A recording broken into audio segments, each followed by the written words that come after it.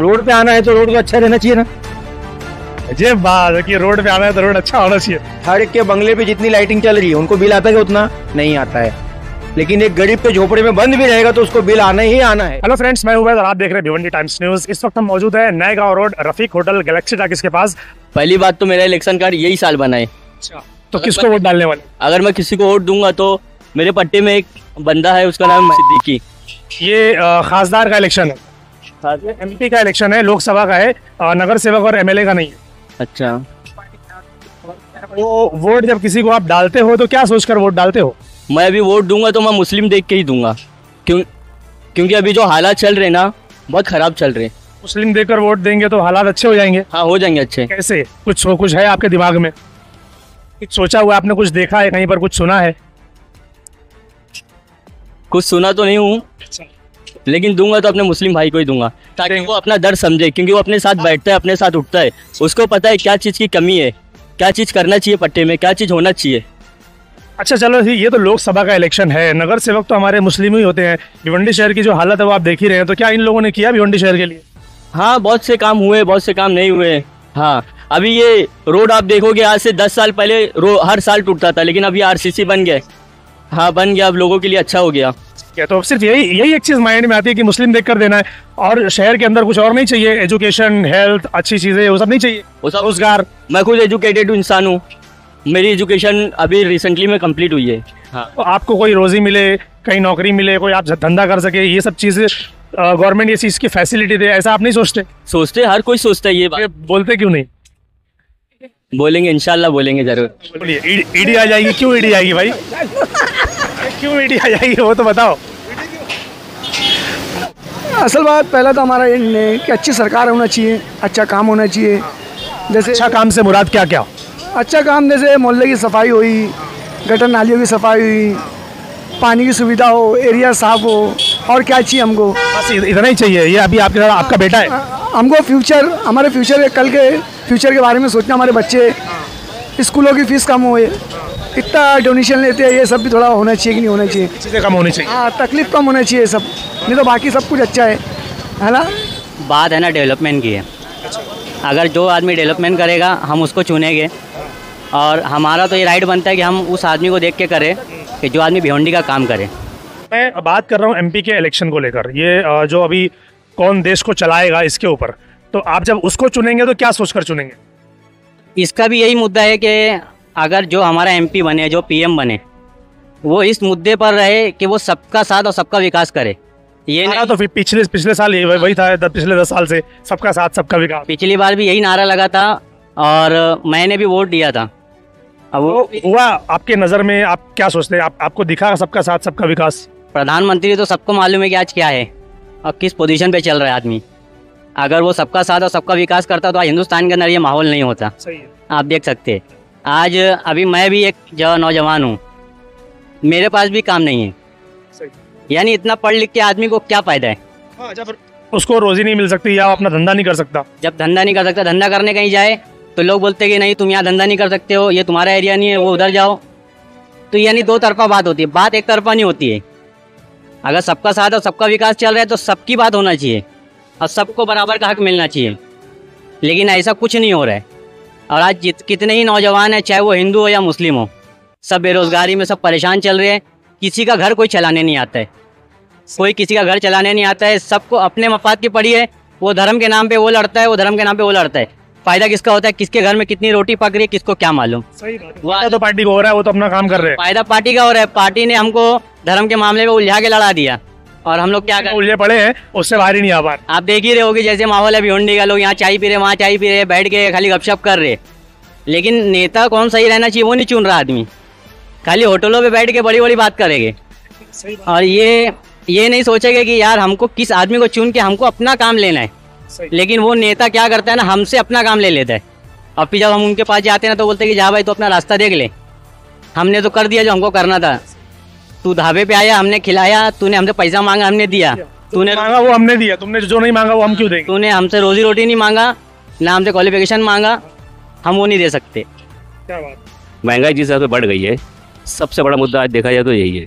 महंगाई कम होनी चाहिए। चीज़ हर लिहाज से महंगाई में सबसे ज़्यादा वो, इसको कम करना बहुत ज़रूरी है। और जब तक हुकूमत चेंज होएगी नहीं, ये चीज़ होने वाला नहीं, क्योंकि ये इलेक्शन अगर चेंज नहीं हुआ, इससे ज़्यादा महंगाई और आगे आएगी और आवाम को बहुत ज़्यादा बोझ इसका झेलना पड़ेगा। गए MP गए तो उसके ऊपर तो ओवरऑल इंडिया के ऊपर ध्यान दिया जाएगा, इंडिया की। हाँ, तो इस पे अपने को हेल्थ के और एजुकेशन के दायरे तो जो MP चुनेंगे वो हमारे शहर से ही होगा, तो वो हमारे शहर के लिए भी तो कुछ ना कुछ करना चाहिए ना। हाँ, बिल्कुल करना चाहिए। और पिछले 10 साल में आई थिंक कपिल पाटिल है, ये ज़्यादा भिवंडी सिटी पे इतना ध्यान दिए नहीं, समझे कि नहीं। इतना बड़ा मंत्री होते हुए मेरे समझ से लगता है यहाँ पर डिग्री कॉलेज अब तक को लेके आना चाहिए था, ना इंजीनियरिंग कॉलेज है, ना फार्मेसी कॉलेज है ना। तो कोई ऐसा MP लिया जाए जो यहाँ पर एजुकेशन के ताल्लुक से ये बता रहे हैं कि डिग्री कॉलेज होना बहुत ज़रूरी है, बहुत ज़रूरी है। मेट्रो कितने साल से आ रहा है, कपिल चाहे तो अगर वो सेंट्रल में मंत्री होते हुए जब वो नहीं कर पा रहे, दूसरे कहाँ से कर पाएंगे। उनको तो बहुत पहले इस चीज़ पर ध्यान देकर वो करना चाहिए। आज कितने लोग भिवंडी से बाहर जाते हैं जॉब के लिए, वर्क के लिए, एजुकेशन के लिए, है कि नहीं। तो मेट्रो बहुत अभी है, अगर वो तो उनको इस चीज़ पर ध्यान देना चाहिए, है कि नहीं। किसको देखना चाहते हैं? राहुल गांधी को देखना चाहते। क्यों? क्योंकि वो अच्छे दिन लाएंगे। अच्छे दिन लाने वाले तो पहले भी थे, आए जो थे, मतलब वो तो ऐसे बोले लेकिन कुछ आया नहीं। अगर आप कांग्रेस को चुनना चाहते हैं तो किस वजह से चुनना चाहते हैं? कुछ तो वजह होगी, कुछ तो बात होगी, कुछ तो काम होगा। क्या होगा? काम होगा, अपना काम धंधा चलेगा। जैसे कौन कौन से काम धंधे? मतलब जो रिक्शा चलाते हैं हम लोग, थोड़ा काम धंधा चलेगा। हर जगह बस चालू हो गई है, कुछ काम धंधा नहीं। हम लोग एक एक सीट लेके आते हैं, एक एक सीट लेके आते हैं। अगर वो आएंगे तो फिर आप कितनी सीट लेके जा पाएंगे? जितनी भी लेके जाएंगे, लेकिन कैसा है, धंधा चलेगा हम लोग। वो आने के बाद भी तो अच्छा धंधा क्यों चलता है जब चीजें कम होती है? रिक्शे का रेट तो दिन ब दिन बढ़ता जा रहा है, तो कैसे चलेगा? बढ़ते जा रहा है, जो बस चालू होने वाली है वो बस बंद हो जाएगी, ऐसा मेरे को लगता है। मैं अपनी तरफ से ऐसा बोल रहा हूँ। जो अभी बस पास हुई है वो बंद होगी। तो वसूल कैसा है, तुम भी खाओ हम भी खाएं, दोनों मिल के खाओ, दोनों मिल के खाएं। दोनों मिल के खाओ। और मोदी के राज में खाली मोदी खाएंगे, हम नहीं खाएंगे, हम भिखारी बनेंगे। खाली हम खाएंगे, तुमको खाने नहीं देंगे, और बाकी सब भिखारी होंगे। हाँ, हो गए सब भिखारी। अब भिखारी हो गए, रोड पे आ गए बैंचोद। हाँ, क्या बोल रहे? हर एक के अकाउंट में 15 लाख रुपए आ चुका है। क्या अकाउंट में आया? हाँ, आप निकाल नहीं सकते, बस 15 लाख आया है। आया है, मत निकाल नहीं सकता। अच्छे दिखता नहीं है। अच्छे दिन कैसे आते हैं? अच्छे दिन अच्छी चीजों से आएंगे। अच्छी चीजें तो बन गई, रोड बन गई, सड़कें बन गई, हर एक का डिमांड हो चुका है। मतलब अब हो गया खत्म कहानी। रोड पे आना है तो रोड तो अच्छा रहना चाहिए ना। अजय बात है कि रोड पे आना है तो रोड अच्छा होना चाहिए। मतलब रोड अच्छा बना दिया ताकि आप लोग रोड पे आ जाए। हाँ, अब पहले कैसे था, जो गैस बाटला 400 में था उसको प्यार से 1200 तक लेके गए। हम प्यार से इलेक्शन आ गया, फिर अपनी जनता बेवकूफ है। जनता को दारू मिले, मटन मिले, फट से वोट मार देंगे। वो नहीं देखेंगे नेता हम कौन सा चुन रहे हैं, वो खाली अपना पेट। बस यहाँ बोलेंगे मैं तो नहीं दूंगा बोले, लेकिन वहां जाके खाएंगे और अपनी झक मराएंगे। उनकी औकात जनता की क्या है, दिन की 30 पैसा। आप बच्चों का भविष्य नहीं सोच रहे हो कि आज कुछ डेवलप होगा। डेवलप होना चाहिए, तो सरकार करी वो भी होना चाहिए, लेकिन कैसे?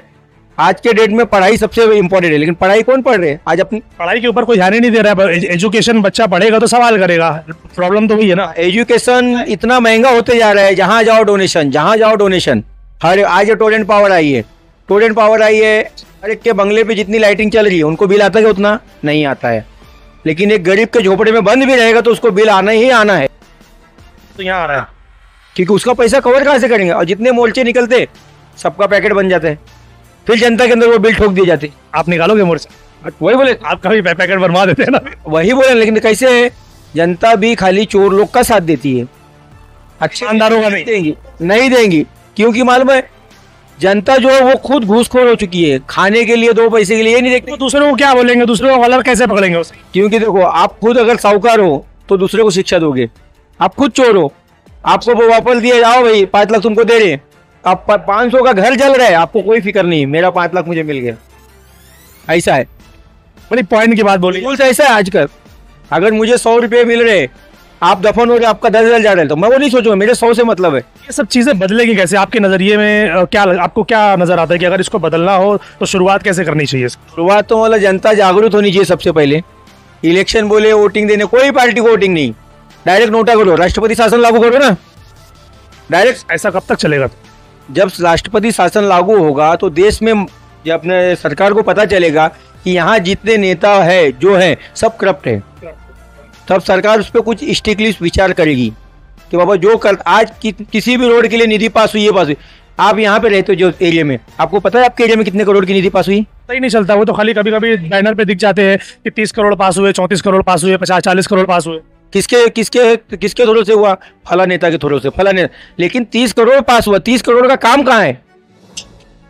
जनता जो खा के चुप बैठती है, वो नेता बोलता तुमने खाए, मैंने पैसा दिया तुमको। जनता की औकात नहीं उसको पूछ सकते, क्योंकि आप खुद चोर हो। वोट किसको देने का वो बोलो यार। वोट डायरेक्ट नोटा, राष्ट्रपति शासन लागू, कोई पार्टी नहीं। यहाँ पर कांग्रेस भी है, बीजेपी भी है, नोटा भी। और देश बचाओ। इतनी नफरत क्यों? और नफरत है क्यों? लेकिन 15 लाख दिया ही नहीं साला, क्या बोलते हैं? अकाउंट खुलवाया जीरो अमाउंट का, 15 लाख दिया ही नहीं। मेरा अकाउंट वैसे को वैसे ही पड़ा है अभी, चोर है ना साला। 15 लाख खा गया है हमारा, 15 लाख खा गया है हमारा वो। आज करोड़ों रुपए का लोन लेके भाग गए जो मालिया हुए, मोदी हुए, जो उनको माफ है। लेकिन एक आम रिक्शे वाले ने लाख रुपए का लोन लिया रिक्शे पे, और बैंकें क्या करती है, 3-3 साल का लोन देके 10-10 साल बाद वसूली के लिए आ रही है।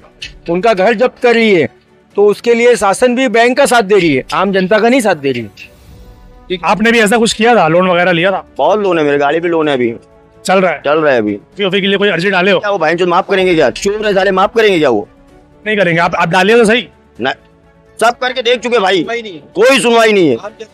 जनता की सुनवाई नहीं है, मोदी की सुनवाई है। वो 15 करोड़ लेके भाग गया ना, उसकी सुनवाई है, हमारी कोई सुनवाई नहीं है। की सुनवाई है तो वही जो 1500 करोड़ लेके भागा ना, वही 15-15 लाख रुपए हमारे अकाउंट में डाला होता ना, तो आज हम खुश होते, हम मोदी का साथ देते। जीरो अमाउंट खुलवाया, उल्टा हमारा ही पैसा लिया। वही बात तो कर रहे हो कि पैसा लेंगे तो वोट देंगे, वरना नहीं देंगे। नहीं, वो जो आज दुनिया पैसे पे है, पैसा लेके वोट दे रही है, वो बोला हमारा भाई, बात खत्म। वही बात बोल रहे हैं, वो वही बात बोल रहे हैं। क्योंकि कोई नहीं रहेगा ना। हाँ, कोई नहीं रहेगा। नोटा धरेगा तो कोई नहीं रहेगा। नोटा में तो राष्ट्रपति शासन लागू होगा, राष्ट्रपति शासन लागू, तब विचार विमर्श होगा ना, क्या क्या मसला है, क्या प्रॉब्लम। को कोई अच्छा मुखिया क्यों नहीं मिल रहा है? जब जनता अगर डायरेक्ट विरोध में गई, तो वो मुखिया की क्या वैल्यू है? फिर उनको दोबारा कौन खड़ा करेगा? सही। क्योंकि ये जो मुखिया बने हैं, यही लोग मेन चोर हैं। चोर को दे दिए चौकीदारी करो, वो क्या करेंगे? वो तो और बेच के खा जाएंगे पूरा। एकदम सही बात। खा रहे हैं, देश बेच के खा रहे हैं। ये नहीं सोच रहे कि हम अपना भविष्य खराब करें, अपने बच्चों का भविष्य खराब कर रहे हैं। क्या बच्चे ही कहाँ है? वही तो नहीं है, लेकिन आम जनता, आम जनता के तो है। मुखिया बनाए तो ये अपना पूरा परिवार है। यहाँ ना कोई हिंदू, ना कोई मुस्लिम, ना कोई जात, ना समाज रखा है। इलेक्शन बोले तो वोटिंग का अधिकार भारतीय नागरिकता है, भारतीय नागरिक को वोट देने का अधिकार है। अब दे रहे वोट तो अच्छा आदमी चुनो ना, लेकिन अच्छा चुनते जिसको, लेकिन उनसे जब तुम पैसा खा रहे हो तो वो भी बुरा हो जाते। वो भी कर्जा लेते कहीं से और तुमको खिलाते। एक जुगाड़ खेल रहे, रिकवर करने के लिए फिर वो एक जुगाड़ खेले। अब आप खाए हो तो आप थोड़ी ना बोलने जाओगे साहब मेरा ये काम करो, तो साहब बोले क्या रे तेरे को दिया था ना, बोले सही है। तो वो जगह पे आदमी मुंडी नीचे करके चलाते हैं। इसके लिए वो चीज नहीं होनी चाहिए। देश बचाना है तो नोटा, राष्ट्रपति शासन लागू करो। चलो, एक चीज यहाँ पर ये समझ में आई है कि फिलहाल भाई का जो कहना है कि इस बार वोटिंग करनी है तो नोटा दबाओ, किसी भी पार्टी को वोट मत करो, बल्कि नोटा दबाओ तो राष्ट्रपति शासन लागू होगा। तो फिर वो सोच विचार करेंगे कि भाई क्या मसला है, और फिर शायद ये चीज आएगी कि अब जो भी उम्मीदवार खड़ा होगा तो शायद उससे उसकी क्वालिफिकेशन पूछी जाएगी, उससे एलिजिबिलिटी पूछी जाएगी कि भाई आप कितने एलिजिबल हो, आप कितने क्वालिफाइड हो। फिर सवाल होगा कि भाई आप क्या कर सकते हो देश के लिए, शहर के लिए, मोहल्ले के लिए। तब जाकर कहीं जो है तो देश में बदलाव आएगा। देखते रहिए भिवंडी टाइम्स।